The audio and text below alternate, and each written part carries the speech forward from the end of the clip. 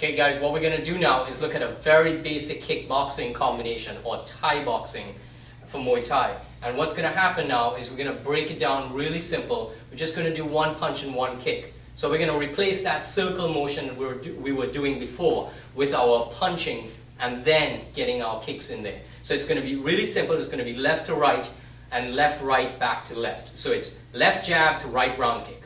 Now as we look at our partner here, I want you guys to pay attention to how he's going to feed. When we feed for the kick by itself, if he drops the pad, which you see a lot of times like this, what it forces me to do is to kick up.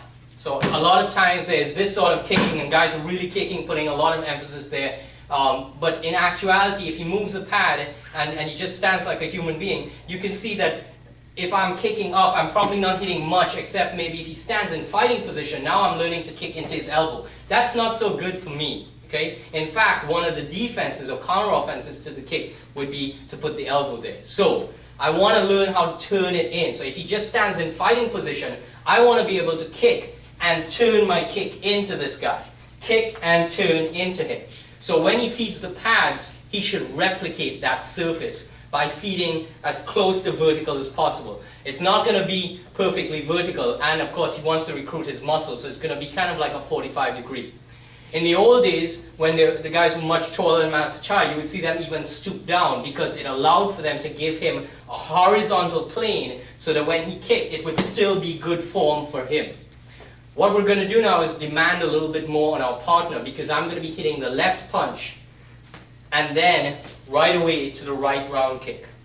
This is coordination not just for me, but it's for him as well. So we're going to take that same small circle, big circle idea, and what I learned from Eric Paulson, who's actually a pretty good student of Master Chai as well, that this is the ripcord or the lawnmower effect. So when I hit the jab, I'm going to rip my rear hip into that pad.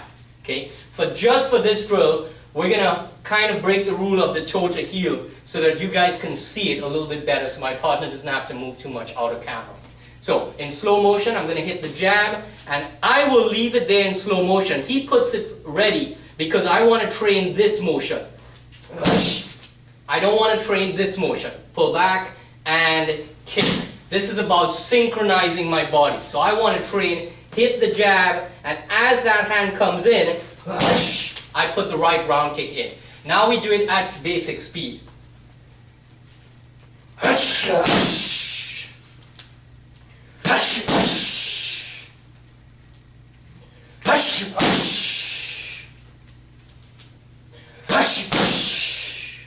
Okay, using the same idea, what we're going to do now is hit the jab cross, and that will disguise our switch. Look at it from this position.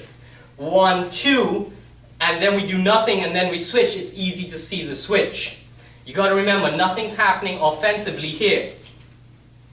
We're not going to pause there, but you want to sometimes disguise that. So, if we go jab cross and then the switch happens and then the kick comes out. Jab cross, switch kick. So with the partner now, what I'm going to do is because he's got a feet on this side, we can just use one pad for the jab cross. We go jab cross and then the switch.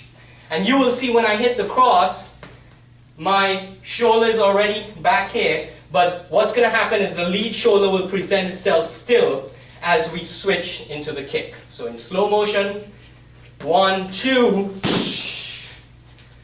1, 2, 1, 2. Now we put it together. If you want and you're able to do it just the jab to the switch kick, that's fine, or the jab cross to the switch kick. So let's do 2 and 2. Jab, switch kick.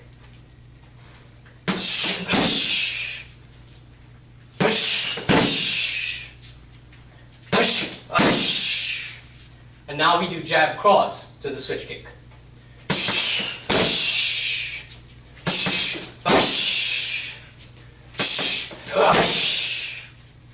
You guys try it out.